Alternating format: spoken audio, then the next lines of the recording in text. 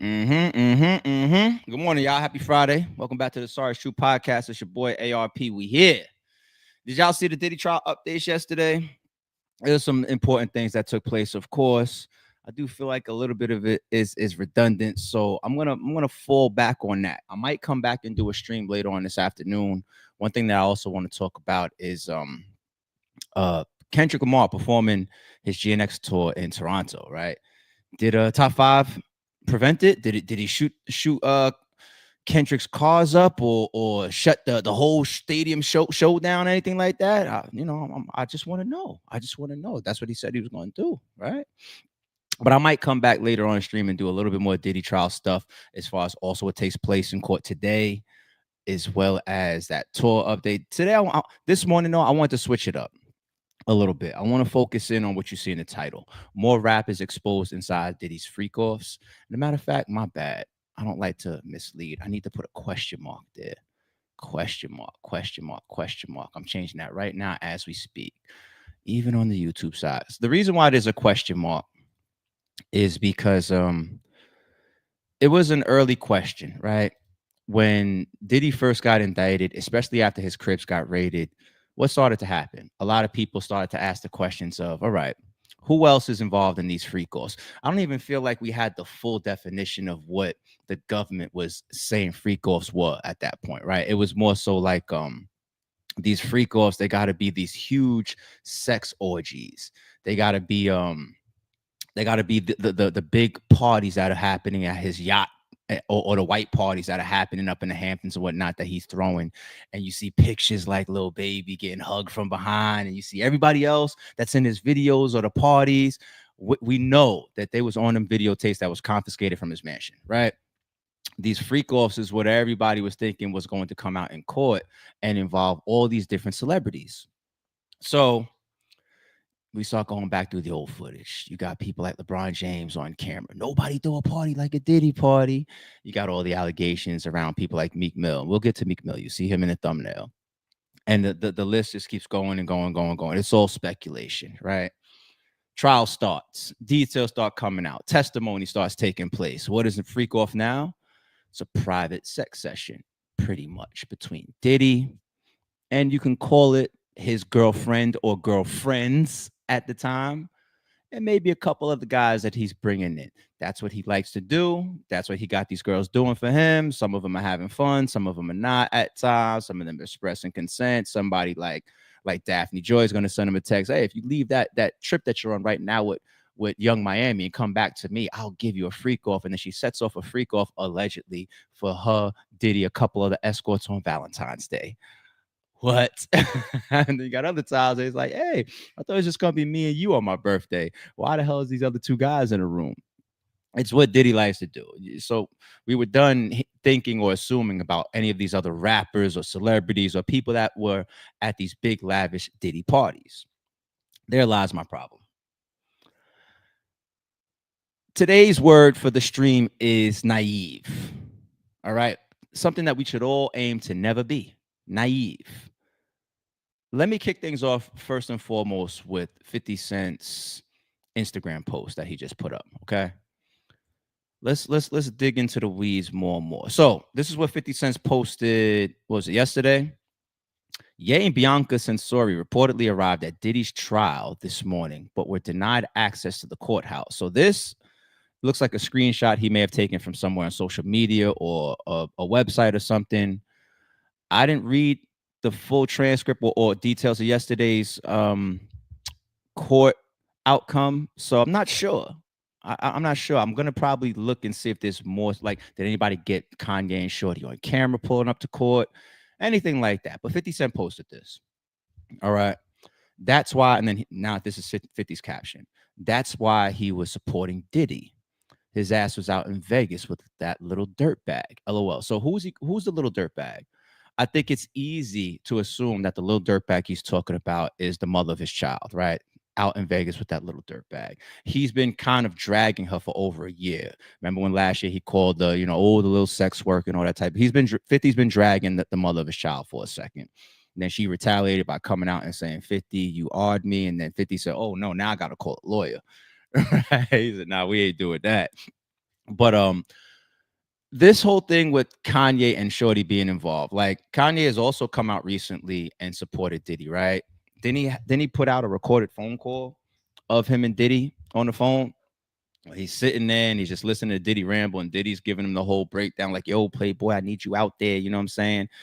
It seemed like he was alluding to the fact that Kanye was going through a lot of shit, and even Diddy in jail is like, yo, you got to stop what you're doing. I'm the one sitting here. I need the us's, air quotes, of the world to chill the fuck out right now. So let me get back to the word of the day for this particular stream. Naive.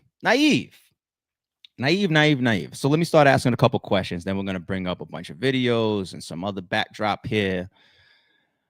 Let me ask a bunch of questions. If we can hear things coming out of trial that allegedly Diddy even punched Cassie in the stomach at an outdoor restaurant in front of other celebrities, i.e. like Usher and other people that were named. And if Diddy had this relationship with Cassie for 10 to 11 years, or even with Daphne for like what, three years or something like that, or his things with Young Miami or his baby mother, Diddy is such an outlandish person. You know, the Epsteins of the world and whatnot. It's like we hear about the details of who this person may or may not be when the news breaks. Diddy has been living his life right in front of us because that's the type of person he is. He's out there. He's charismatic. He's a ball of energy. He's always partying. He's not a discreet, off the radar guy. I want the whole world to know that I just landed this deal. I'm gonna put myself in this video. I got to dance. He had those tags on him forever, right? What did Suge say at the award show? If you don't want your producer all up in the videos, dancing, cut a Death Row Records. This is Diddy. And it's not just how he's been like, yeah, I'm a brand within myself and shit. I'm an artist and I'm gonna help me write this shit, but I'm gonna drop this album for me. Even though like some of this stuff is just clean cut and legal and good, even the stuff that he's gotten in trouble for of just being out there, right? The Shine shooting is always going to be one of the major ones. And I was questioning myself how many times during our streams covering his trial, like, damn, Diddy, like, you know that saying, do my dirt all by my lonely, do my dirt by myself, no co-defense, then there's nobody to tell on me. This testimony that comes out that day one of one of his assistants working for him, he takes her and his security guard to Central Park and threatens her life. Like, you'll end up in this river if I ever find out that you still associate with Suge Knight. You know, or you're taking a woman, female assistant and throwing them into the blacked out Escalade and you're going to pull up on a burger spot to see if Suge Knight is still there with guns and all this type of shit. This is what people are testifying. So I got to call that reckless. You're not calling your known assassins that's going to shut the fuck up. You got a female ain't into nothing, somebody that's making dinner ass assistant taking these ride out missions with you, allegedly, right? Now let's remove the word naive. Just use the time window, not the whole time window of us watching Diddy publicly, but just the time window of him and Cassie, which is 10 to 11 years within itself. How much do people know and how much have people seen and how much have people been a part of? It's got to be a ton. It's got to be a ton, or else we are naive. And let me go real quick in a lane to shoot at myself. If I'm attacking the word naive for today's stream, you know what I also got to do? Damn, it's my go-to. I just pray that nothing comes out. Jay never did nothing that don't know nothing about nothing. That's my nigga. Like, not Jay. Please, not Jay. Leave Jay alone. Not Jay. But if I just assume Jay knows nothing about nothing, I'd be naive. French Montana never seen nothing. I'd be naive. Meek Mill never seen nothing. I'd be naive. Young Miami never did a freak off with him. I'd be naive. I'd be naive. Shit, I don't want to go that far back. Let's assume that this started within like the last 10, 11 years. I'm not going to go far all the way back and start including some of the rappers that were on Bad Boy, right? Like, I ain't going to go big or nothing like that. No, I ain't going to do that.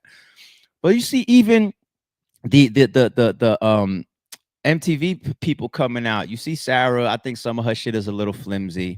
You know, you see Chopper coming out like, yo, he used to come down 2, 3 o'clock in the morning, grab Sarah. She would return 4 hours later. What the hell? All fucked up. Everybody knew that Diddy and Sarah was fucking, even though she was a married woman on the set of the TV show. That's what Chopper said. You know what I'm saying? He does this stuff around people, B. Around people. People can see his behavior. So now let me jump from what 50 Cent put up as it pertains to Kanye and Bianca trying to go to the trial yesterday and saying that that's why they pulled up in Vegas along with that little, what do you say, that little dirt bag, right? All right. Let's go to exhibit number 1 when it comes to Kanye. I didn't forget this. We streamed about this, but we weren't tying it into Diddy, right? We were just focused on Kanye. Remember when this came out? This report right here, Friday, March 21st, 2025. This is up on this is in Yahoo Entertainment. Okay. So I'll say allegedly for me, but if anybody got a problem with it, go after Yahoo. Okay. Ye confirms Iggy Azalea's claim that he asked about her boyfriend's penis size during a meeting. Huh. All right. Let's read a little bit of this. Ye has no issues being considered inappropriate, recently confirming a story shared by Iggy Azalea where she claims that the Chicago rhymer confessed to masturbating to her photos and asking about her partner's penis size during a business meeting. The clip in question finds an Australia rapper, this is Iggy, recalling a 2012 meeting with the artist formerly known as Kanye West and being presented with a slideshow mood board thing that featured so much pornography. She compared the super weird meeting to her other label meeting that were all professional, so West's behavior threw the fancy artist for a loop. This was just weird to me, she said. I really looked up to Kanye, so it threw me off. I didn't know what to say. So I was like, oh, that's interesting to think that somebody that I really look up to looks at my pictures every morning for inspiration. They should have put the word inspiration in double quotes. That's kind of cool. He was like, yeah, I jack off to them. Weird. Don't know what to say. Some people take that type of shit to court. Like you say that in a corporate office environment that, you know, the girl that sits across from you in the cubicle, you jerk off to her pictures. She's going to HR. She's going to HR. Iggy continued. He was like, well, you know, I don't want to read Iggy's part. You want to know why I don't want to read Iggy's part, people? Because I could show you better than I could tell you sometimes. Here goes the video. By the time it gets to the end, I don't really know what to say because there's been so much pornography in it. It's just kind of weird. Like I just met this guy like 5 minutes ago and I'm supposed to be in a business meeting. So super weird. And I've been in a lot of label meetings at that time and they're all professional. So this was just weird to me. And I really looked up to Kanye. So it threw me off. I didn't know what to say. So I was like, oh, that's interesting to think that somebody that I really look up to like looks at my pictures every morning for inspiration. That's kind of cool. He was like, yeah, I jack off to them. Weird. Don't know what to say. Weird. He was like, but you've got a boyfriend, right? Okay, he didn't say it in that voice. I'm like, yes, I have a boyfriend. He's like, how big is his dick? Not kidding you. My face must have been like, the fuck? He's like, you don't got to tell me. You don't got to tell me. I know it's big. Bruh, why are you asking about other men's dicks? Weird of you. He was like, I know it is. You gotta let your boyfriend fuck as many different girls as he can, because if you've got a big dick, then it's his God-given right to fuck as many women. Okay. Yeah. I see y'all in the chat about like the low volume. That's not my side. Like you hear my volume right now. That's the actual video. So I turned it up as much as it would turn up there on the site, on this particular site. But anyway, you see the volume is all the way up. You see? You see? But weird, nasty. Uh don't talk to women like this unless you feel like you got it like that, men. There's nothing wrong with freaky conversation. Even if it's a cuckold or about her other partners type of conversation, if that's your cup of tea, whether you pillow talking or whether you want some cuck, whatever, it's within your right? But fellas, if you're not on that type time, be careful. You can get in trouble, and at bare minimum, you could come off looking like a disgusting man. You come up looking like a pervert. That's the word, pervert. All right. Pillow talkers of the world, yeah, they'll do that. They'll ask questions about your ex, your guy. There's a lot of fellas in the chat that may have asked about, hey, so what was your ex like? That's cool. It's all good. Don't use the ex to bolster yourself. That's the pillow talking cornball shit. But once you start asking about the other man's physical private attributes, we're in a whole nother area. And the whole cuckold thing around Kanye, it definitely shot up a bunch of points this year, right? Not just because of stuff like that, of Iggy coming out and breaking that type of news, not just because we see the behavior of Kanye West, but what about even the songs and the albums, right? So, exhibit number 2 that we go to, what is this on hiphopnews.com? This was released a couple months ago, April 25th. What does it say? Kanye West has already confirmed that he'll be working with Dave Blunt on several songs off the upcoming project. That's cool. Kanye West is switching the title of his next album from WW3 to Cuck. He announced the move in a post on X, formerly Twitter, on Monday morning. He didn't provide an explanation. I changed my album name to Cuck, West wrote. Now, Kanye does a lot of things for fucking attention. A lot of things. But let's say me, right? If I was just going outside of my own body and outside of my own character and just jumping into a pure marketing bag and trying to say, I just need something left field for the name of my album to stir up the pot and get everybody talking and ready to buy this shit. Nobody's mind even goes to Cook. If you have a list of 1,000 single words to use for your album, Cook's not going to be on the list unless, I got a million words that come in my mind first. Where the hell does Cuck come from? Where does it come from? Why would you name a song or an album that? Let's make sure we go definition first. What is the definition of cuck? Okay. The definition of a cuck, U.S. terms, is a weak or servile man, often used as a contemporaneous term for a man with moderate or progressive political views and a man whose wife is sexually unfaithful that he is willing to survey with other partners, aka a cuckold.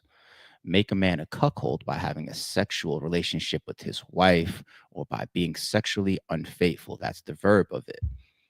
Okay. So cuck and cuckold short, they have that submissive man, like cuck without the hold, has the submissive man nature in it. And I do see the piece of it of the political stuff, right? But even the political incorrectness that he runs around with, naming it cuck, we start to then look further into the relationship of him and Bianca. Now, I'm kind of glad I've never heard this woman talk. I don't want to see Bianca interviews start popping up. I already have a stereotype of who or what she is based on who she's with, what she stands by her man doing, how she moves alongside of him. We saw Amber Rose do an interview with Shannon Sharp. She broke down how Kanye would want her to be dressed, even though I feel like Amber Rose, she sucked all that up. You know what I'm saying? Should I put a double meaning on the sucked all that up? But Amber Rose is who she is. But people have continued to say the type of man that he is, the females in his life, right? The Kims, the Amber Roses, and Bianca, I'm pretty sure she has a world to say as well. But she looks like that groomed person that I'm here to be Kanye's wife. I'm here to be the trophy. If she's not already into the things that he's into, he groomed her into being the things that he wants her to be. Similar to how we see Diddy allegedly grooming a Cassie to be the things that he wants her to be, or a Daphne allegedly to be the things that he wants you to be. Hey, let me bring this other man in. What? Wait, what? Trust me, I love it and I love you. All right, well, let's try it. And next thing you know, 10 years later, you texting, I want to FO tonight. All right. The grooming. So she looks like a trophy wife, this Bianca girl, and the continued exhibits around that. Let's move on to exhibit. What am I at? Exhibit number 3 or exhibit letter C? Let's go to the next one. Just looking at the recent time that they really made a lot of waves on the red carpet, right? So you look at them on the red carpet and you see they pulled up. She had the fur coat on, very nice. She turns around. They practiced this in the crib in the mirror, I'm sure. Ready? Lights is flashing on us, Bay. You know what to do. 3, 2, 1. Drops her fur coat. Okay. They got to blur out the walk back. She has a very nice body. And this is what Kanye has already been on the record, I believe. I'll still say allegedly saying he wants all the men in the world to want to fuck his woman when his woman walks in. That's how he is, right? Jay raps, I got that bad bitch in my home. And then he said, you know how many bad bitches I own? Even the word own, it's cool, but it paints the picture. It's the details, and we're being too naive. People, we're being too naive. Keep scrolling this shit. Like, all right, they got her all bloated out. All right, cameras is flashing. They got to blurt her out. On the walk back, blurted out. Kanye and West and Bianca Censori's shocking red carpet appearance. Where's the picture of her face? Like, everything's blurred out, and as it should be. Like, look at this one. Look at this one off to the side. You know, where she's standing in front of him. All she got is the heels on, really. And he's holding her hips off to the side. You see a bunch of people looking around the corner, like, what the fuck? Like, well, I get a sneak peek at your wife. You don't have to sneak it. He wants you to see it. The cuck behavior of him and his wife. The type of statements that Iggy Azalea puts out, the type of things that he said, how he wants to name his albums. And I'm spawning all these thoughts from 50 Cent posting. You guys tried to get into his trial yesterday. And this is why y'all pulled up with that dirt bag on them in Vegas. I'm at a point where, as much as I don't like Kanye, everybody knows that about these streams. I'm now being naive. If I want to act like Kanye and his freaky ass and the way he carries himself and the way he acts and the way he portrays his women and the way he wants to name his song, I'm at a point where I'm like, do I really want to believe that Kanye West and Diddy ain't in some freak offs together over like the last 10, 11 years? Do I want to believe that? I can't. I'd be naive to think so. I'd be naive. And I wouldn't be surprised if Kanye has similar activity as Diddy with his wife Bianca, allegedly. I'm pretty sure it's all consensual. I'm not going after no illegal shit right now. That's not what I'm talking about. You know, I'm not big on the whole like, oh, that guy that popped up at the Trump Hotel for Diddy in the corner and Cassie in the middle of the bed is the sex worker that you're gonna tie into a RICO. I'm not for that, really. You know, I'm not on some illegal shit. I'm just talking about what these people are doing in their personal lives. But once the shit all comes to light and we get to have these public figures that some of us revere and follow and support, and we start to see the type of people they are behind the camera, that's what makes it a little bit more personalized for us. Because for the most part, I really don't give a fuck what Diddy or Kanye are doing in the privacy of their bedroom. But it'd be different when you support somebody, when you buy into something, when somebody portrays something to you for so long, and then you find out, oh no, it's not white, it's actually black. You're totally different. There's something else going on that I never knew about. Then you make a decision. Do I still want to listen to this type of music, support this person, watch these movies? Then you decide. All right. This is why, dude, what was the bullshit ass owner from what was it, the Clippers? That's why they had to get him up out of there. Once the league started weighing in and the players started weighing in, you can't maintain ownership of that team anymore. Your perception is killed. Even if you were doing a great job while you're there. I'm sorry, the racist tapes leaked. They came out. We can't fuck with you no more. Right? If a confirmed R allegation comes out on Jay, I can't be up here calling him my goat anymore. This is how it works. This is how it goes. All right. I can't do it. So Kanye's behavior, if him and Diddy ain't on some shit, I feel like we could bet money on it at some point. Now we leave Kanye alone, Kanye and Bianca alone. Once again, the word for today's stream is naive. If we're going to believe that with Kanye, it doesn't have to be only because he showed us real major flags about being a cuck in the way he is with his wife. But sometimes you could just look at the situation and the people involved.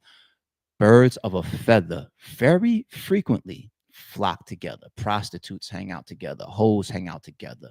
Rich niggas hang out together. Billionaires hang out together. People in real estate hang out together. Tech people hang out together. Nerds hang out together. Basketball players hang out together. Okay. Birds of a feather flock together because you have things in common. You know, you have similar goals, similar thoughts, similar approaches to things, things that you could share in, right? You don't see the homeless person that has $1 to his name in the club with the millionaire.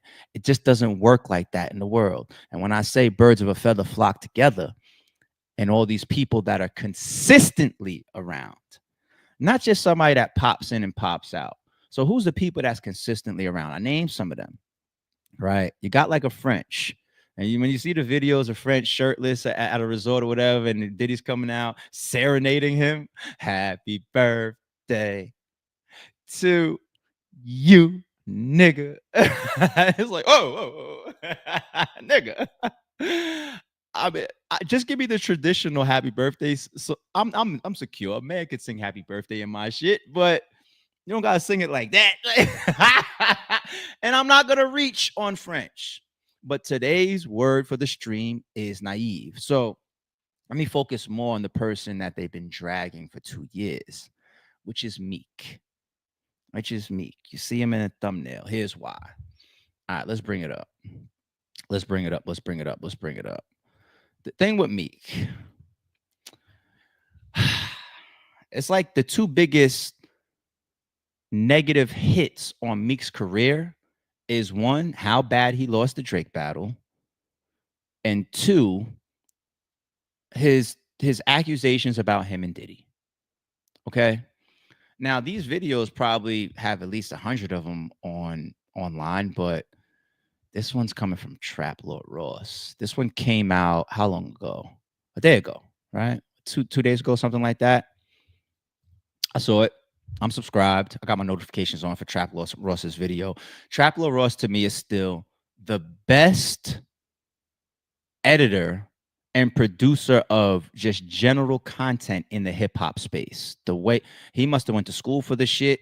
He's an amazing editor. Now, past the production of his content, he does a shitload of homework. I know there's probably a lot of stuff he just goes to Reddit or other videos and references and whatnot. But at the end of the day, the way he puts his videos together, I don't care where the information came from or what his sources are. He puts the shit together like somebody that does the work, sits down, and isn't looking to put this content out in 24 hours. I feel like it takes him weeks, if not sometimes months, to put together some of his videos. There's no way that serial killer King Von video that he put together in 3-4 days. I could see from the editing alone, he spent countless time on that shit. Here's the thing about a Trap Lord Ross video. Not just the fact that he does his homework. Me personally, though, I have never watched a Trap Lord Ross video and left without learning something new. Something I was like, oh, I didn't know that. Okay, that's interesting how you put that in front of us. And I'm not naive. You know, generally, as far as like you presenting information, I can decipher and say, wait a minute, that's got legs. Hold on. He shows you a lot of things that you may not have known or may have been underground. You would think he lives in Chicago with some of the shit that he does, right? He'd be knowing more shit than some of the fucking Chirac niggas. I'm sure of it. The way he puts the shit together off of his research. So for him to do a Meek Mill video specifically about him and Diddy's relationship, timing of it for the content, of course, based on the trial, makes sense. But Trap Lord Ross is Trap Lord Ross, the way he puts things together. So I want to see if we get even that much more scared about not being naive about Meek and Diddy. All right, let's play it. Meek Mill used to be the Philadelphia street rapper who beat the odds. He had served multiple prison bids and still managed to release hit records that dominated the charts. But then that embarrassing L from Drake came, followed by his label drama with Maybach Music Group. And by 2024, what was once a meteoric rise had turned into a struggle to stay relevant. But just when it seemed like things couldn't get any worse for Meek, the Diddy scandal erupted. Singer Cassie has accused hip-hop mogul Sean Diddy Combs of and a decade of physical abuse. The two were romantically involved for years, but in a lawsuit made public today, Cassie says there was a pattern of control, drug use, and encounters. Multiple lawsuits crashed down on the diddler, alleging everything from trafficking to domestic violence and sexual assault. And in the midst of this legal firestorm, Rodney Jones, Diddy's former producer, who spent over a year in the music mogul's inner circle, would drop perhaps the most explosive lawsuit of all, a 73-page bombshell that turned the world of hip-hop upside down with a damning footnote suggesting that P. Diddy actually had a relationship with the Philadelphia rapper. Hold up, wait a minute. Y'all thought Diddy was finished? The breadcrumbs were laid out, and internet detectives wasted no time connecting them directly to Meek's doorstep. As these allegations against Diddy's multiplied like a bump on the corner of his lip, the public began scrutinizing the true nature of Meek and Diddy's relationship with fresh eyes. And as social media sleuths dug deeper, it became clear that the clues had been hiding in plain sight all along. Hey, what's up, King Son? Man, you doing? I ain't gonna lie. In case my video here was blocking it, I'm gonna go back for y'all. The matching outfit thing, for them two, does look a little bugged out. Let me just take myself off the screen for a second, people. Corner of his lip, the public began scrutinizing the true nature of Meek and Diddy's relationship with fresh eyes. And as social media sleuths dug deeper, it became clear that the clues had been hiding in plain sight all along. Hey, what's up, King Son? Man, you doing it, man. You deserve it, Daddy. You putting in that work. Proud of you. I love you. Yeah. So today, we're taking a closer look into the bizarre and sus relationship between Meek Mill and Diddy to determine if they were truly just industry friends and mentor-mentee as they claimed, or perhaps if something more intimate was happening behind closed doors, sometimes seemingly even in front of the camera. Singer Cassandra Ventura, known as Cassie, today filing suit against ex-boyfriend Sean Combs. P. Diddy accused of assault by producer Lil Rod. Put a bitch full mask. Mr. Combs informed Mr. Jones that he had engaged in intercourse with rapper 5, that's redacted. He's a Philadelphia rapper who dated Nicki Minaj. Yo, Meek, we were playing around with that Michael Rubin shit. If you don't get a Twitter rant saying you about to get Lil Rod killed, you about to shoot up his block, blow his mama's house up, this is saying that you and Diddy were fornicating. What the me? Like, I can't even imagine such debauchery and such happening to a gangster rapper like me. Man, you doing it, man. You deserve it, Daddy. You putting in that work. Proud of you. I love you. But when you give up your manhood, I've never seen somebody recover from it. That was all the people that went to the Puffy party. That was all the people that did all those things thinking that there was never going to be a consequence for what they were doing. Do you think it's a lot of undercover brothers in the industry? Oh no, Queen. We don't know nothing about undercovers. Oh no. Okay, because I do.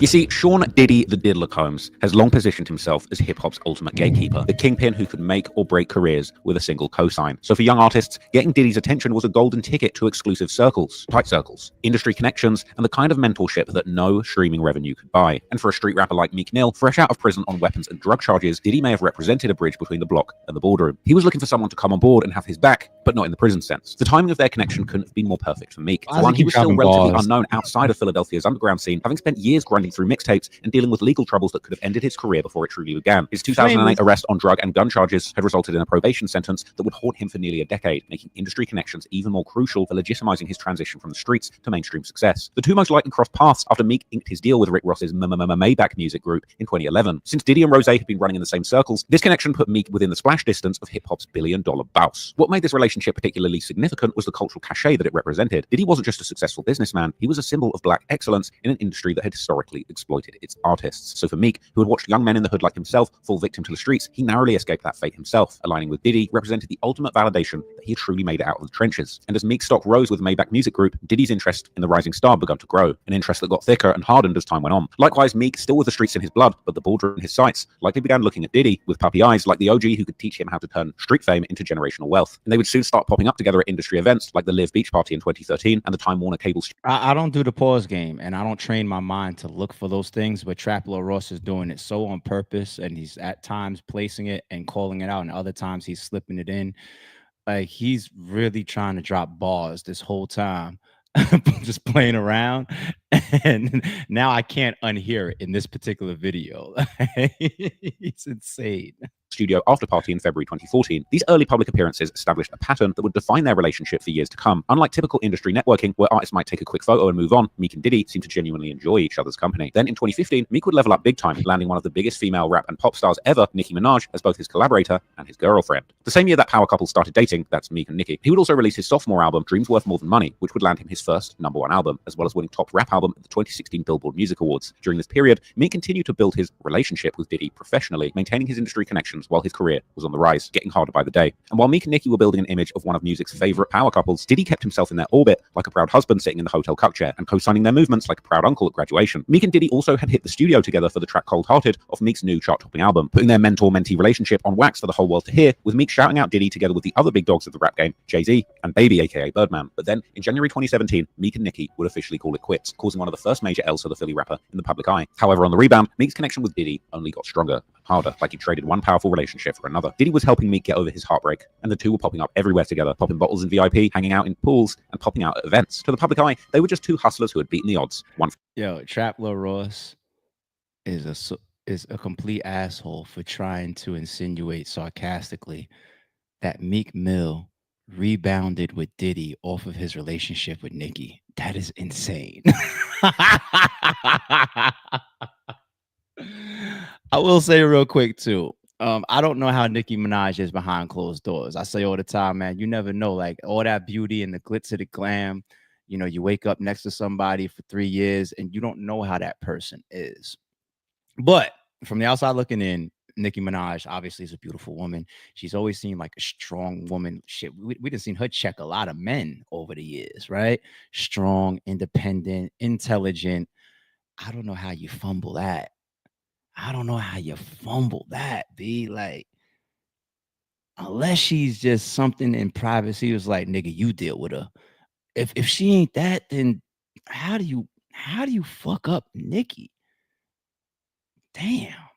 All right. From the crack era and one from the trap era, both supporting each other. I'm with Diddy on another level. Ooh, it's your birthday.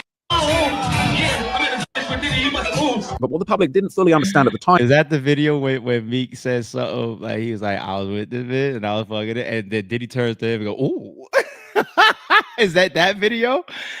It's like, damn, why y'all want us to ignore all of this shit? Why do y'all want us to do that? It's all coincidence. I get it. But like we started the stream and how we broke down the Kanye piece, naive is sometimes a cancer. People, like, it'll kill you slowly if you want to just sit with it.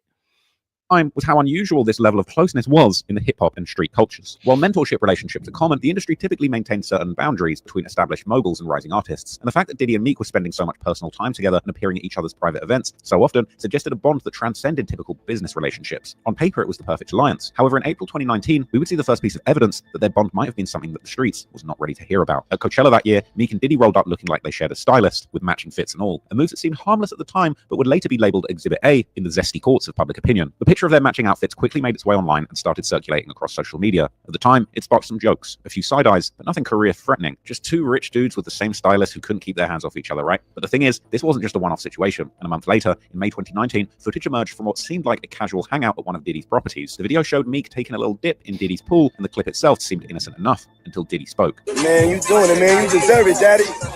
You put in that work. Proud of you. I love you. Diddy's word choice for Meek struck many viewers as unusual for a standard mentor-mentee relationship, or for a standard male friendship for that matter. But just like the matching fits in the photo, this footage made the rounds in the blogs, raising some eyebrows and causing relentless clowning. But it eventually disappeared into that internet graveyard where most celebrity content goes to die. But what no one knew at the time was that these seemingly innocent interactions would later come out in a much darker light.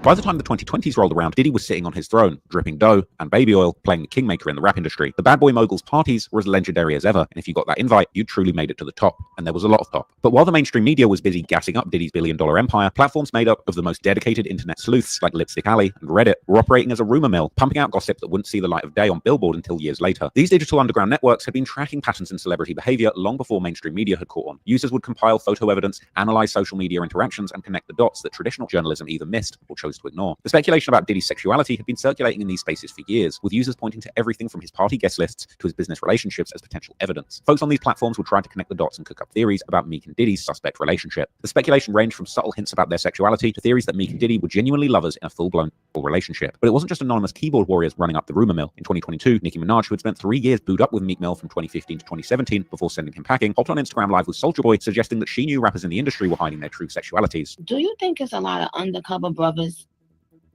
in the industry? Oh no, Queen.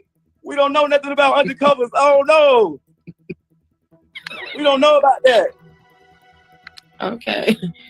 Because I do. Now, at the time, nobody knew who she was talking about, but later, people speculated that she might well have been talking about Diddy and Meek all along. People just figured that Nicki was doing what Nicki does best, stirring the pot and keeping her name popping. While all this chatter was bubbling in the digital streets, though, Meek was doing business as usual with Diddy. The man was still publicly stepping out with Puffy, appearing at his events and letting him play big homie in his career, and perhaps letting him play elsewhere. If he was aware of the rumors, he showed no signs of concern. Whether this was him being oblivious to the whispers or simply betting that they would never reach the mainstream is impossible to know. But what is clear is that he made a choice to maintain his close association with Diddy, that looking back at now, might have been the biggest career L he could have possibly taken. But Meek wouldn't realize just how costly this mistake would be until February 2024, when the Diddler's allegations finally came to light.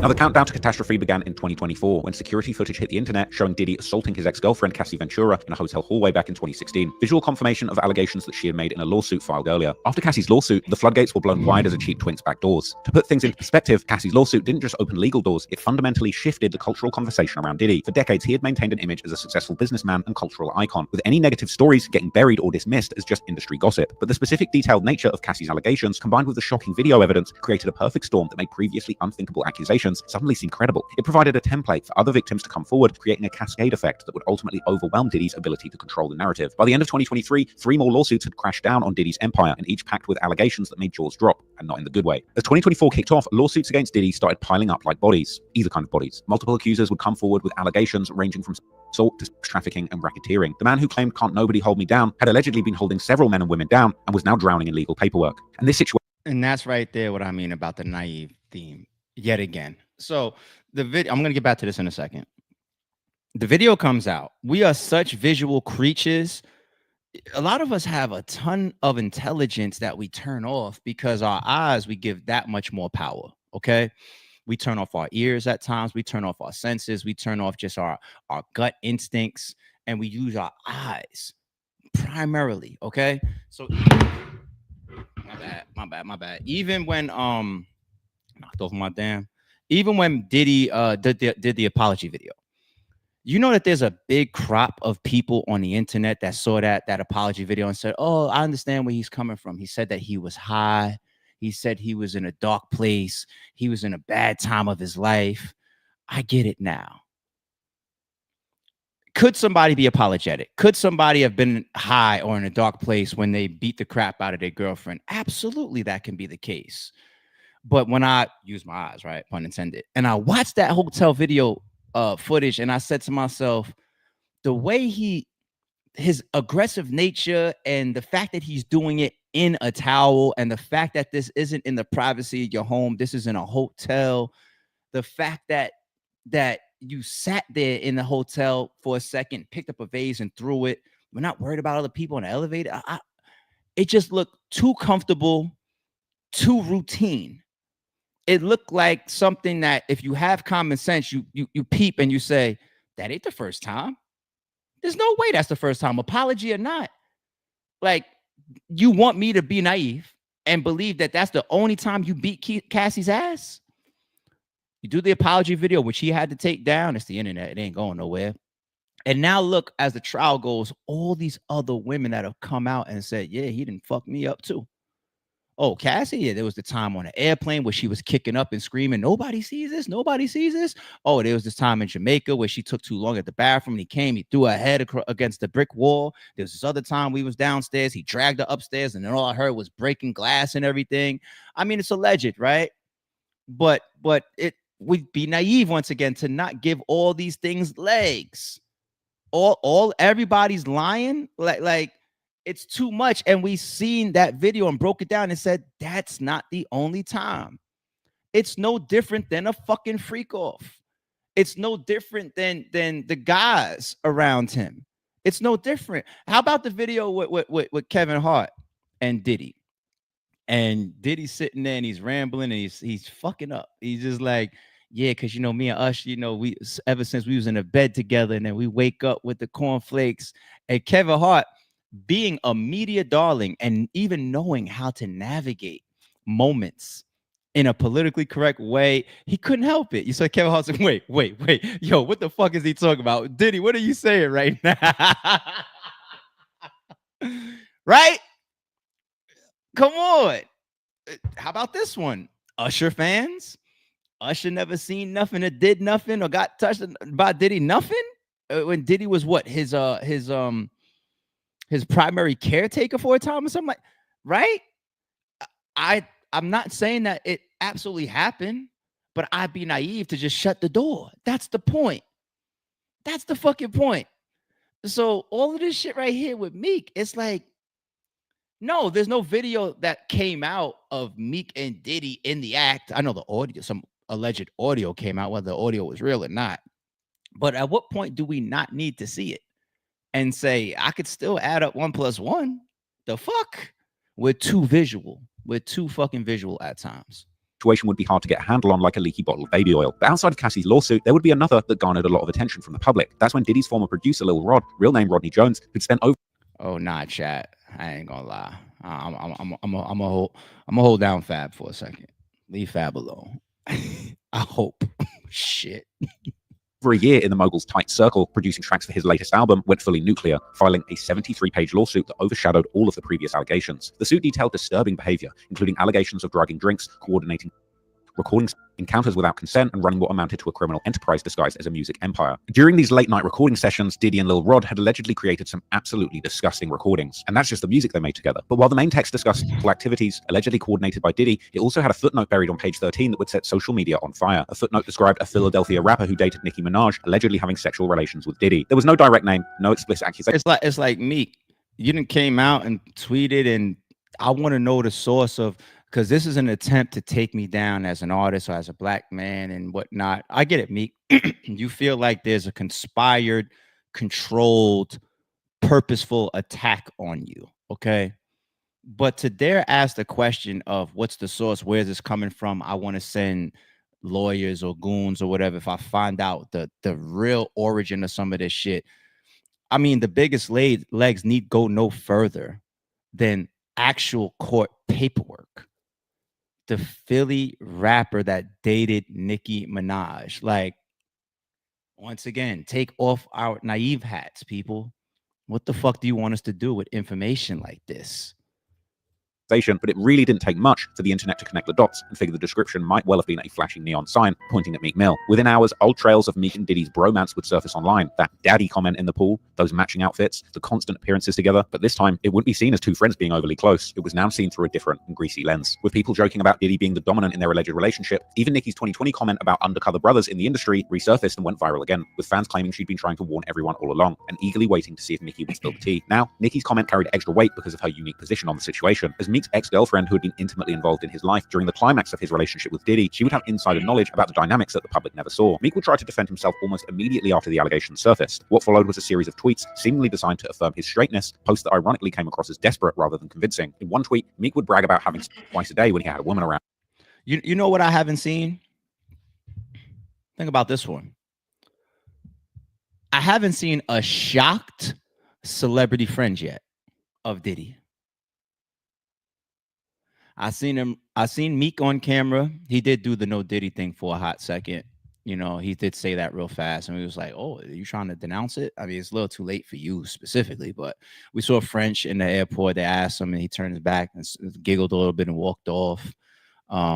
Jay-Z's always moved like a quiet guy. He don't even be addressing his own people that's getting at him, like rappers and whatnot. So Jay-Z was always going to be quiet. Kanye probably is the only person, but Kanye has all these self-motivations and he has no credibility. So Kanye coming out and saying, Cassie tried to extort Diddy, and when she didn't get the number that she wanted, the lawsuit came, whatever. Like there could be some truth to it. Cassie could have ended up broke, after being with Diddy and then been scorned because now you're living it up with these other women publicly right in front of her face. Boom, lawsuit. That could be an element there. It doesn't erase what Diddy actually did with and to her, but her motives could have been money motivated as well. Okay, that I believe that. But homie, give me just one celebrity friend to come out and say that they are shocked. Who's been around them? A Fat Joe, a French, a Meek, a Rick Ross, a Usher, a Jay-Z, a Beyonce, any of these all of these rappers that been around Diddy. Just give me one, because don't try to give me the whole, no, everybody's just being quiet because of the trial. Get the fuck out of here. 50 Cent, he's the only person that loved getting on there and saying how he feel. I know a lot of people probably feel away and feel like it's a time for us all to shut up, especially if he beats this shit. Hell, we might still work with him or whatever. But nobody gives me a shocked reaction or a shocked statement. Nobody is on camera saying, he did what with Cassie? He did what to Daphne? Yeah, I seen Daphne around for 3 years. Yeah, but what is she testifying? What? Nobody shocked. Checks and balances. Am I missing something? Chat. Am I missing something? I didn't see anybody come out shocked. And I'm going to assume the reason why is because Diddy is so out there in front of everybody, as well as the general public, in how he moves and acts. He's a party animal. He's so out there. So if we're seeing things, the people close to him are seeing a million fucking things. And even if you haven't looked into the room and seen him and 2 escorts and Cassie in the middle of a fucking freak off, when the news breaks to you, you probably like, yeah, I did know something. I did hear, that's my nigga, but I did see one time and I turned the other cheek. Nobody's shocked. Nobody's shocked. I swear on everything. I guarantee you, if I got a phone call right now, one of my boys just got locked up. Damn, fuck he locked up for? If you told me he got arrested for sex trafficking and transporting male escorts to fuck his wife for the last 10 years, I would look at the phone and say, what? Who is this? You got the right number? What the what? Who? Nah, you got this. Can't be my nigga. I don't even want to say use one of my niggas' names. Anybody, don't put my name on that shit. They gonna hit me up. That's how that would be my reaction. And then I'll come on stream with y'all, and you'll be able to read it in my body language. Because I'll be trying to move on with my regular day, and the chat would be like, yo, did you know about XYZ name that you always say on the camera all the time? And my mannerisms would just be shocked. Like, I don't, he got me. Like, I'm around you that much. I don't know how you hid that whole part of your life from me. I don't know how you did it. Normally, I can tell when somebody that's their regular face versus when they're in a fucking Halloween costume. Like, I could tell the difference. Like, I don't know how for the last 5 or 10 years of me being around this person, I've been over their crib a lot, business meetings and hanging out, and we do family functions together and all this type of shit. And even a wife, damn, I never seen that in her neither. Damn, they are good. I ain't pick up on none of this shit. Nothing. I never seen him slap. He never even raised his voice to her. Then his video comes out of him stomping her out. How? I would ask the nigga, yo, how you get to that?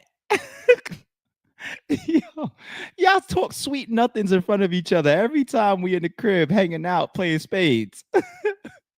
You never even fucking raised your voice to this fucking woman. How the fuck am I looking at a video on YouTube of you stomping her out screaming, you like that, bitch? Yeah, what now, bitch? I'm like, how do you go from the contrast is so crazy?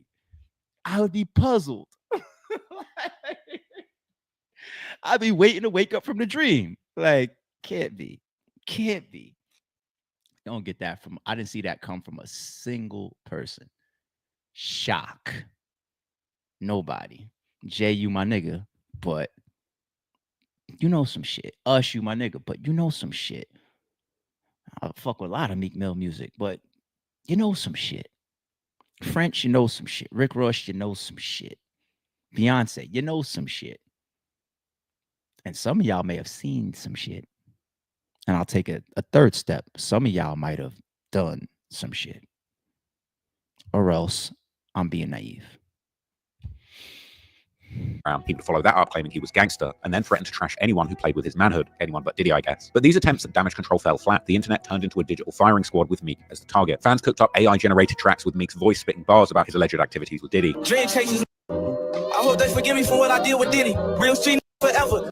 The king of Philly. Oh, that's fake. Memes flooded every social platform, with users getting increasingly creative in their mockery. One particularly viral meme made Meek and Diddy into a movie poster parody titled Diddy Diddy Bang Bang, playing off the classic film Chitty Chitty Bang Bang, a much more explicit implication, and another describing Meek and Diddy as booty brothers. Meek's bad boy dreams were quickly turning into nightmares. His comment section became a battlefield that he just couldn't win, with fans relentlessly trolling him using Diddy-themed wordplay and taunting him to keep tweeting if you're gay. But perhaps the most savage development was when audio of two men aggressively going at it hit the web, with everyone claiming that it was Meek and Diddy making the kind of hits that you won't find on Billboard. But Meek's humiliation wasn't just coming from anonymous internet trolls and meme pages. Soon enough, actual celebrities started piling on, common behavior for a Diddy party, turning what was already a public relations nightmare into an industry-wide roasting session. Again, common practice at Diddy's parties. The first big name to take shots was Andrew Tate, of all people. The straight alleged would waste no time jumping into the fray as soon as the allegations surfaced. Tate quote tweeted his own months-old post about avoiding famous people because they're all gay and weird. Ironic coming from the once self-professed most famous man in the world, but okay. When Meek tried to clap back at Tate, bringing up the influencer's own legal troubles with trafficking allegations, Tate doubled down, making it clear he was just asking questions about what everyone else was already talking about. A bit rich coming from a man who spends most of his time shirtless with his attractive brother, but okay. By May, Meek had had enough. He would make what he thought was a smart move, unfollowing Diddy on Instagram, but it backfired completely. This apparent attempt to distance himself was actually seen as an admission of guilt, triggering another wave of mockery, and with that, the celebrity pylon only intensified. Again, like a Diddy party after the Tusi arrives. Soulja Boy, who had a completely unrelated beef with Meek over some producer drama, went straight for the jugular with a tweet that had the internet in shambles. The timing was perfect, or perfectly terrible for Meek. Here he was trying to distance himself from Diddy, and Soulja Boy just reminded everyone exactly why. A few days later, he would also go on Instagram Live to apologize for some other drama with Metro Boomin, but somehow managed to circle back to Meek. And Meek Mill, mind your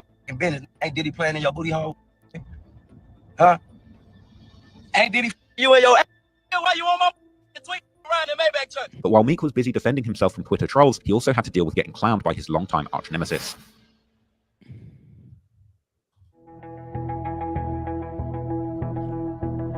See, if there's one person in the public eye who's been on Meek's helmet, apart from Diddy, it's DJ Academics. The media personality and streamer had been beefing with Meek for years, with their feud dating all the way back to 2017 over Academics supposedly not promoting Meek's album properly. By 2020, Meek was publicly trying to cancel Academics, even threatening to put a hit on him. When somebody who gets hit by men is threatening to send hitmen, you know you're in trouble. This was a threat serious enough that Academics reportedly contacted the police in response. Just remember that Meek Mill is nothing but a hypocrite. And again, yo, I don't know if you have issues with 6ix9ine, you clearly do. You don't want to address him. You got issues with Nicki's man, you don't want to address him. You got issues with Nicki, you don't want to address that. Cool, I get it. Ack is supposed to be the dude who, like, yo, you could just get everything off on. Cool, I'm just trying to tell you that, bro. Like, I'm just not into being bullied. So if you got like some tough that you have to do, keep it that way. Just stop snitching on yourself. Stop telling the world you're greenlighting people and just do what you have to do. Because right now, like, when you say greenlighting, I send that to the police. I'm gonna be honest with you. Oh, yo, are you greenlighting? It's bad when the people that you want to call the civilians or the ain't on nothing, you know, suckers and cornballs of the world. It's sad when they gotta treat or they gotta teach street niggas street movement, right? Like that never looked good. If a nigga actually be saying like, yo, stop snitching on yourself. You're gonna do so to me, just do it. That's bad, B. So when the Diddy Meek allegations hit in 2024, Big Academics saw an opportunity that he could not pass up. Within hours of Lil Rod's lawsuit hitting the internet, he was live on Twitch, going through the entire 73-page indictment page by page. When he reached the footnote describing a Philadelphia rapper who dated Nicki Minaj, Academics immediately stopped scrolling and connected the dots to Meek, with his audience gobbling it up, like a complimentary buffet tray during a Freak Offs halftime. Mr. Combs informed Mr. Jones that he had engaged in intercourse with rapper. 5, that's redacted. Look, 5, he's a Philadelphia rapper who dated Nicki Minaj. Yo, Meek, we were playing around with that Michael Rubin shit. You've been tweeting about everything on planet Earth. If you don't get a Twitter rant saying you about to get Lil Rod killed, you about to shoot up his block, blow his mama's house up, this saying that you and Diddy were fornicating. What the Meek? That's one thing that people do a lot. People ignore the source. They ignore the source, and they want to go after the gasoline or the accelerant, right? And so with Academics having one of the largest media hip hop space platforms on the internet, his ability to be an accelerant or be a loudspeaker is definitely an issue for artists if he's not on your side. This is why they say, people will get in touch with him behind the scenes, dream chases, how do we squash this? Same thing during Lil Baby's rollout, people getting in touch with him. Let's have a conversation. Can you please listen to his album before you start trashing it? Because he has a loud voice and his platform carries, okay? But one thing that will beat any platform, I don't care if it's Joe Rogan. One thing that beats every platform is either A, facts that negate what an accelerant or a platform are putting out there, or B, not giving them the fucking fire in the first place to throw their gasoline on top of. So as much as Academics is motivated to fuck with Meek Mill any chance that he gets, go after his albums, go after any missteps he has, go after his sometimes foolish ass tweets, right? Meek can't blame Academics for him ending up allegedly in a lawsuit from Rod on Diddy saying, what is this shit? He is a Philadelphia rapper who dated Nicki Minaj. You're not just giving the fire to somebody like Academics and say, oh, I got a bunch of gasoline with my platform. Nigga, you are fucking walking into a burning house with somebody. You know what I'm saying? Like you can't give these people this type of shit. You know what I mean? Like if everybody got haters. All of us got somebody that don't like them. But what do you give them?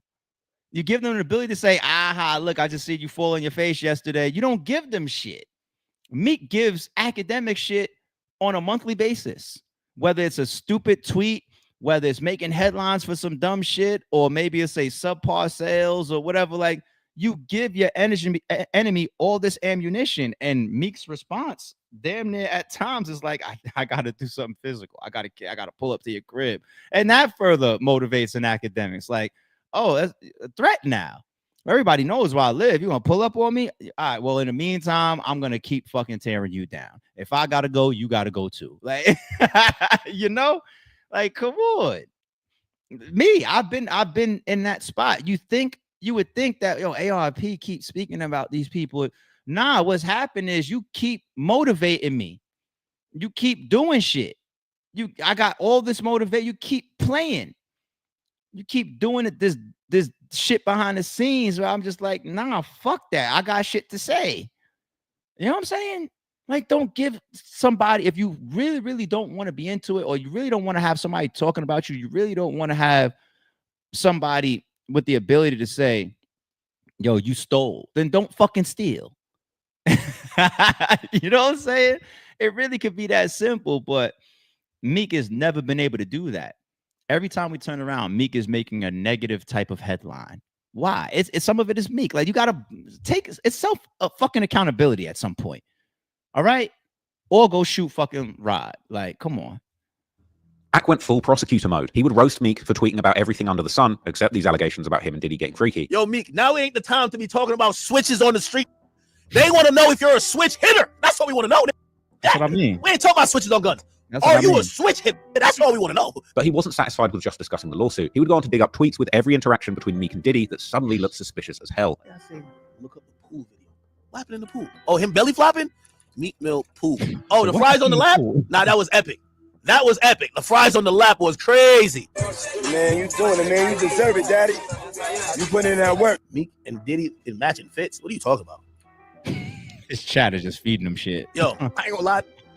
This is kind of like a daddy post. Like, daddy, you feel me? The stream racked up millions of views on Twitch and over 400k on YouTube, with clips spreading across social media faster than a freak off rash. And what started as a footnote was now a full-blown hip-hop conspiracy theory with Academics as the lead investigator. And now, this is where things get really intense. Meek would warn Academics to stop mentioning his name, making vague threats about what would happen when they crossed paths in person, posts that only made him appear more unhinged. But Academics would flip Meek's aggression back on him quicker than Diddy flipping over Meek at Freak Off, suggesting that Meek was only angry before the speculation about his sexuality hit too close to home. What followed was an intense battle between the two on social media. Academics called Meek washed up, and the two would continue to throw insults at each other. By March, Academics was claiming the cops showed up at his door, allegedly called by Meek himself, who ironically built his brand on anti-snitching anthems. Later that month, Meek had apparently had enough and would block Academics on X. On the flip side, Academics would declare victory instantly, boasting that he'd out-tweeted the infamous Twitter fingers himself. The internet would... Oh, that's when Meek, he also had that time where he said he was talking to the mayor, and he said academics is responsible for some of the shootings in my city or something like that, right?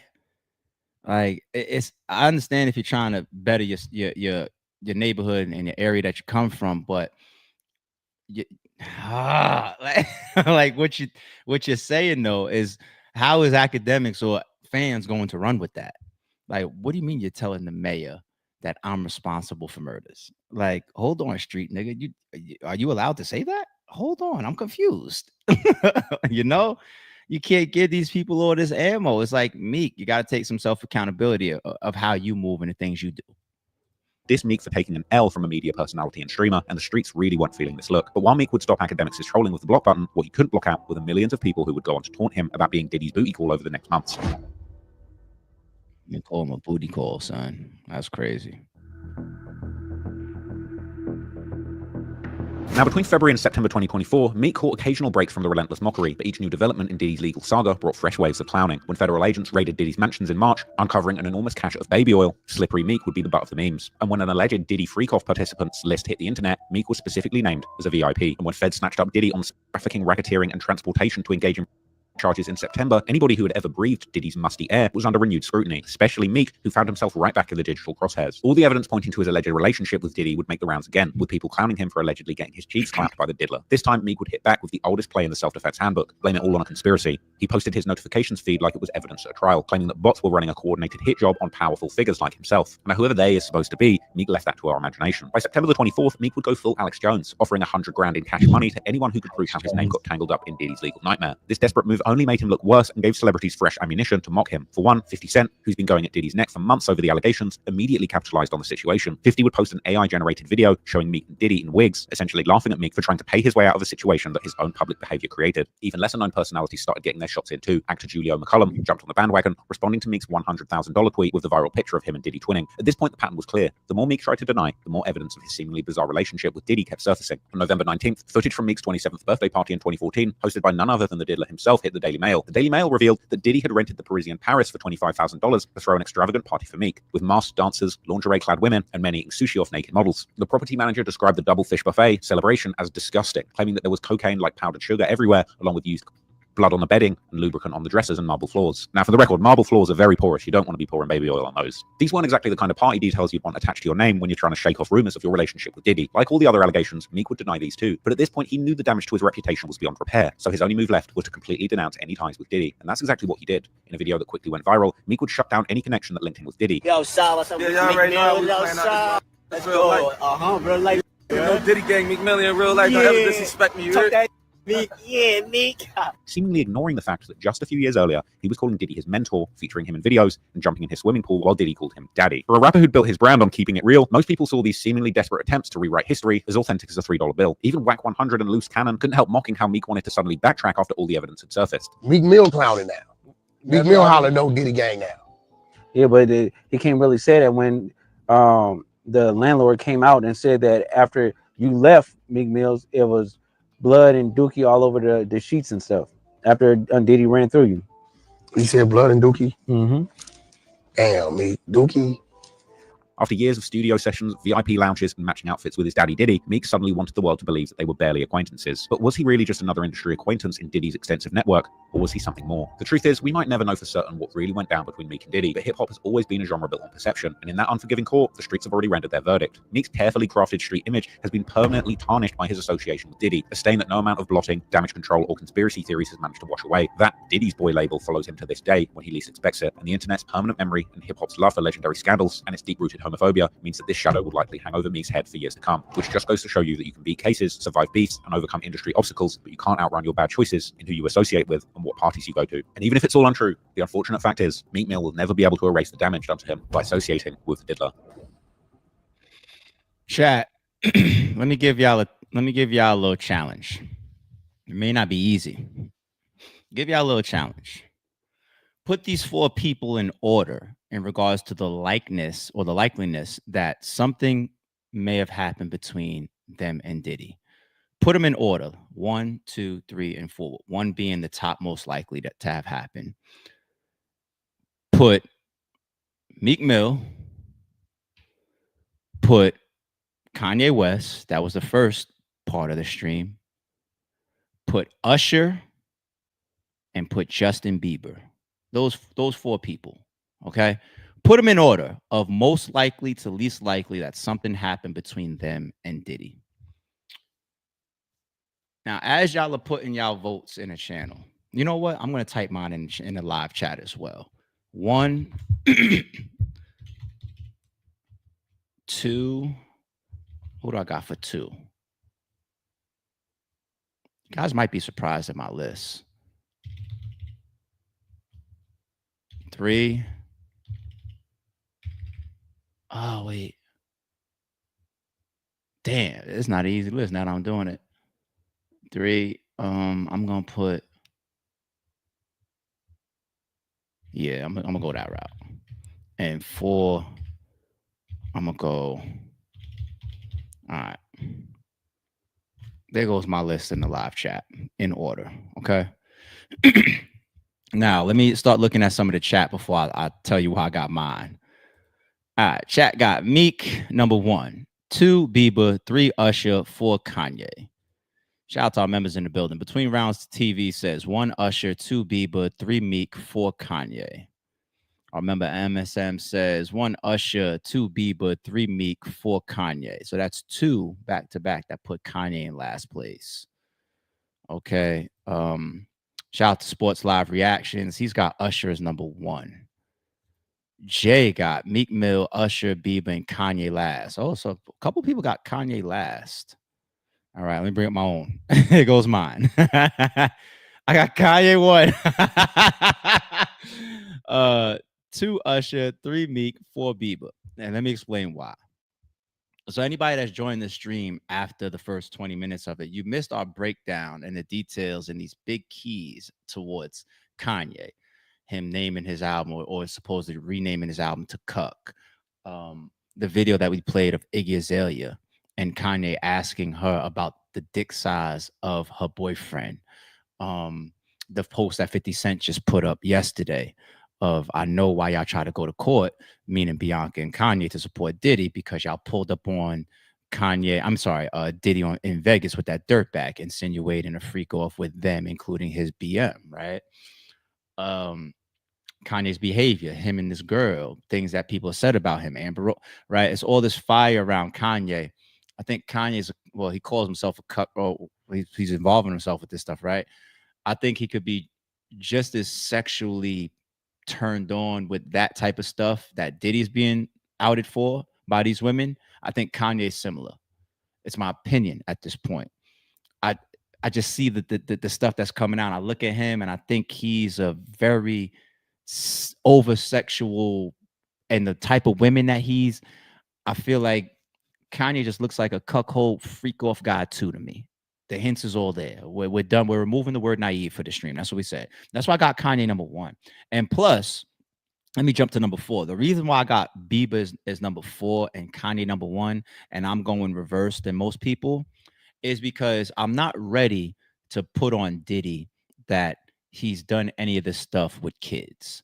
The weird video of Diddy and Bieber in the studio, and Bieber looks a little weird, and then the other one, he's like, yo, you switch numbers on me, and Bieber's like, oh, and Bieber's, even at this point in his career, he looks like he's been stressed out as far as the trial coming around, and I just want to fall back and I'm a new father, I just want to fall. So it looks like he was worried about this stuff. And a lot of people are probably still worried about this stuff. Like, damn, I want this trial to be done. I don't want my name to fucking come up, right? But I'm not ready to do the Diddy and children thing. And that's what people look towards with Bieber and Diddy. I'm not ready to do that, okay? So I put him 4. The Meek one, I'm going to put 3 because I hate to put that on any man. And I'm not saying definitively for any of these people, right? But I mean, we just watched the Trap Lord Ross video. It's just like, let me stop my explanation on Meek. I'm just gonna leave it there. He's 3. Usher, I feel like they spend a lot of their adult years around each other as well. But Usher himself is on record saying when he was young, he was around Diddy pretty much being brought up by Diddy, and he was seeing things and being brought into environments and being a part of things that he was too young to be, and that he shouldn't have been. This came out of Usher's own mouth. All right. Yet their relationship continued to grow. They continue to remain around each other. And dare I say, allegedly, the grooming aspect of what you are. Because once you see it and you're experienced in it, or somebody opens it up to you and then you still stay there, that is also a form of grooming. You know, it's like if I'm offering you this weed and I know you don't smoke, and you sooner or later, 2-3 years later, I might offer you coke. You see what I'm saying? Like, that's how that goes. Like, people will find the crack and they will be water. And if Diddy was seeing the nature of him and Usher's relationship and the type of things that Usher, he knows, and some of the buried skeletons later on, Usher, who was also in this trial, stated as somebody that was there publicly at an outdoor restaurant and watched Cassie get punched in the stomach. I think Usher knows a lot of his Diddy skeletons as well, right? We'd be naive to believe anything different. Now, as far as him doing something with Diddy, I got him number 2 because I just feel like the upbringing of Usher versus the upbringing of Meek is completely different. Meek really came up a street nigga. I really feel like before Meek got into the industry, any of this stuff was super foreign to Meek. For Usher, I feel like his childhood, as per his own admission, he was being exposed to this type of stuff, not Meek. All right. Ooh, that was a good little rationale of my ordering here. And number 1, Kanye, because of what we played on the beginning of the stream, and me thinking that he's an over-sexualized, cuckold. I just see that on him. I just do. So that's my order. Sandman got Ye, Usher, Justin, Meek. So you got the same as me until you get to 3 and 4 spot. You just got that flipped. Okay. You tried it, got Meek number 1, Justin number 2. Damn. Usher 3 and Kanye 4. Did my breakdown change anybody's opinions? I'm gonna come to the end of the chat. Shout out to Miss Abby, says heck all forwards. Oh, shit. Shout out to Miss Abby. Hold on. I remember Kelson got Usher 1, Justin 1, Ye 1, Meek 1. So was this a good question for y'all? Let me come to the bottom. Let me see. Hold on. Miss Abby says, appreciate the super love, says Usher was a kid when he got linked with him. Yeah. Did my breakdown make anybody see it a little bit different? Miss Abby says total grooming. Jay says, yep, he said that a few times. Yeah, I try to bring my references in. Y'all know me. MSM says, did he manage Usher first LP? Went to JD. That you reunited with I Need a Girl. Diddy and R. Kelly would satisfy you. Usher was young and Diddy was the first time. Oh my God, you go using the music hints? Is that what you're doing? Bieber is the sassiest looking one. They fought over cereal. Yeah, Kevin Hart couldn't hold that back. He said, nah, hold on. What are we doing here on camera? You tried us keeping her opinion. Okay. Kelson Facts from Ace Boogie in the chat. Okay, I wasn't able to sway Miss Abby's. Okay, cool. All right. Yeah, so that's my personal little breakdown of why I chose that order, 1 through 4. But it is what it is, man. It is what it is. You see the title, More Rappers Exposed Inside Diddy's Freak Offs, ? All I want us to do, when we see a title like that, you see a thumbnail like that, and we bring up all the videos, the references, we discuss some of these topics. All I want us to do is to key in on the word of the day. Like I said, naive. The same way that defense team in Diddy's trial is keying in on the word consent, and they've done a great job doing it. You're a fool if you're watching the trial right now and you're like, oh wow, like, you know, Daphne Joy or Cassie was just 1000% taken advantage of. Well, we got text messages and stuff to prove opposite. Doesn't mean that what Diddy did is excusable. You know, you'd be naive at that point. And to look at all this stuff around some of these other men and grown ass celebrities, I take off the celebrity glasses. I don't give a fuck if you just come off of the halftime show performance. Usher, right? I don't give a fuck. You're just a man to me. And you got your faults in the world just like everybody else. And if you did it, you did it. Oh man. So that's what we're gonna do. Who knows if some mega shit continues to drop. 50's seeing his little angles. He's seeing, and 50 knows more than us because of his BM. That's why he jumped on our ass last year, right? 50 knows more than us. So 50 posting that, he does have his own ambitions, his own motives, but he's also playing on certain little things that have happened, I believe, right? So he's trying to turn us on to Kanye and Bianca's movements, as well as the Kanye and Diddy relationship. That's what 50's trying to do. That's what 50's trying to do. So I'm gonna pay attention. I don't just take everything 50 says as gold, but I'm paying attention because I ain't gonna be naive. Happy Friday. Don't confuse silence with work ethic. I'm a boss making decisions, my first fetish. The verse cherish is perfect, that's a reverse blemish. I dropped it, connected the block, learn Tetris. This is the Sorry It's True podcast. Welcome to the house of. And shout out to the members. Without my thing, still got a gun.